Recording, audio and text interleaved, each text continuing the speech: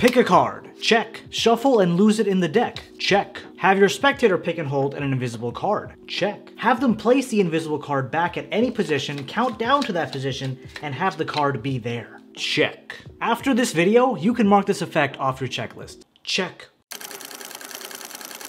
Alright, yo, so check this out for those of you who are curious that are going to be using the classic red knocks. I like to throw it back from time to time. We'll start by giving the deck a quick little shuffle, maybe something like this. Sorry, the cards are still fairly new, so it's going to be a little difficult to handle. Let's have a card selected. Let's just say this card right over here. Take a look at that card and memorize it. Once that card's memorized, I can even give the deck a bit more of a shuffle, maybe a couple of cuts like this, and you know, it's whatever. I'll start shuffling through the deck. Just tell me when to stop, and we'll put the card at that location. Let's just say right over here. All right, we're going to take your card. Again, that's your card. Take a look at it, memorize it, leave it right at this location. And we can even give the deck maybe a little bit more of a shuffle, maybe something like this. And I think we're good to go. If the spectator wants to give the deck a couple of cuts, they can do that as well, as much as they'd like. Maybe something like this, something like this. They can cut the deck until they no longer feel like cutting the deck is something that they want to do. So maybe I'll just give the deck one more cut, and we'll end it right around here. Now I'm going to spread out the cards like this, and I want you just to imagine picking out your card from the deck. I'm going to spread the cards out. Just imagine picking out that card from the deck, all right? So now you're holding your card. What's the name of your card? The Two of Spades? All right, so you're holding the Two of Spades right here in your hand. When you look at the Two of Spades, aside from the number 2, what number immediately comes to mind? The number 7. Well, check this out. 1, 2, 3, 4, 5, 6. And if we take a look, the 7th card is not the Two of Spades. Obviously, the 7th card is not the Two of Spades because the Two of Spades is in your hand. So do me a favor, take the Two of Spades. Do you mind just leaving it right here? Just there. Perfect. Right, so we have 6 cards here, 7th card. Just try this out one more time. Your card is, what is it again? The Two of Spades. Check this out. 1, 2, 3, 4, 5, 6, and 7th card is the Two of Spades. Pretty wild.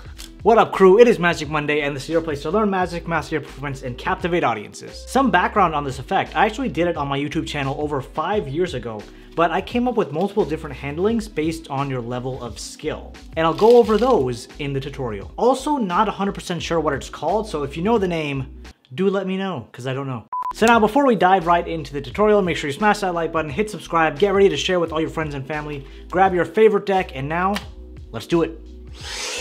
Alright, yo, like I was mentioning, there are different ways that you can do this effect in terms of skill level. So I'm going to walk you through the performance that I did. That's more of the advanced skill level, but I'm going to walk through the beginner one right at the end of when I go through this. So first things first, I like to take the cards right out of the tuck case. This trick is completely impromptu, by the way. Hand the deck over to the spectator and allow them to shuffle it up. This makes it feel like they have control, when in actuality they have control of nothing, including their lives, because all that belongs to you as the magician, your god. So anyway, from here you have them go ahead and select out any card they like. Let's just say in our case it's the 9 of diamonds. Take that 9 of diamonds. Of course you don't want them, to show that card to you. Have them hold that card or then show it to their friends, family, whoever you're doing this with. As they're doing this, in this card trick, we're going to use a method known as a crimp card. So the way that this works is you're going to come to one of your cards. I take the bottom card here and I create a crimp using my pinky finger. So I pull down one card. Of course you can do this with 2 hands. I just like to do it with one because I've always done that at this point. But ideally you want to do it with one hand, but if you're not too comfortable, all you're really doing with this crimped card is crimping this corner. So you're just going to bend the corner down like that, and hopefully you can see that on camera. Just a small little bend, nothing too insane. So you have something like that. When the person is done showing the card off to the spectator, that's when you make your crimp. Oh, sorry, when the spectator is done showing off their card to all their friends, that's when you make your crimp. And now when you have them return it to the deck, I like to make it seem as fair as possible. So I'd start doing an overhand shuffle, and I do this very slowly, right? So once they are saying like, okay, I want you to stop now, then they place that card there. Keep in mind it's a 9 of diamonds, and I'm telling you this way I won't forget myself. Once they've done this, throw the rest of the cards over. So now this crimped card is pretty much used as an indicator. So when it's cut to that position, right, the crimped card is cut to the bottom, the top card will now be the 9 of diamonds. But let's just say now it's back in the center. So here, just to make it seem like the cards are being a bit more lost, I like to do the overhand shuffle. So I do the overhand shuffle until I know I'm getting close to the crimp, When I get close to the crimp, as you can probably see from here, I'm getting pretty close to the crimped card, I throw over a big chunk of cards, and then I continue the shuffling. This ensures that the crimped card stays with the spectator selected card. Once that's complete, you can ask the spectator to give the deck a couple of cuts. And what's great about the crimped card is, if it's somewhere near the center, chances are the spectator will come to that card and cut right at that position. Again, we want the crimped card moved to the bottom and cut right at that position. So now you're automatically already set up and their selected card is on top of the deck. It's pretty awesome. So if you haven't used a crimped card before, try it out, it's phenomenal. Don't make the crimp too huge, because if it's too big, people will notice. But if it's something small like this, people are definitely not going to notice, even when they're shuffling up the deck. So once this is complete, just for showmanship purposes, I like to spread out the cards like this and have them select out or pick out an imaginary card that is their card. I'll obviously make sure they don't pick out an actual card, but you have them pick out an imaginary card. Once they're looking at the card, it doesn't really matter if you know what it is or not, but you ask them what their card is. They're going to say 9 of diamonds. Again, completely optional. Once they say their card, you ask them, what number do you think of, aside from the 9, what number do you think of that first comes into your head? Ideally, you want them to pick a number between, let's say, like 2 and, actually maybe not even 2, maybe like 5 and 20. Otherwise, it just becomes like you're sitting here dealing for way too long. So you have them pick a number. Most of the time, it's lower than 10. From like a couple of times I've done this, it's been lower than 10, so, you know, whatever that is. So let's just say they said the number 10, just to make life easy.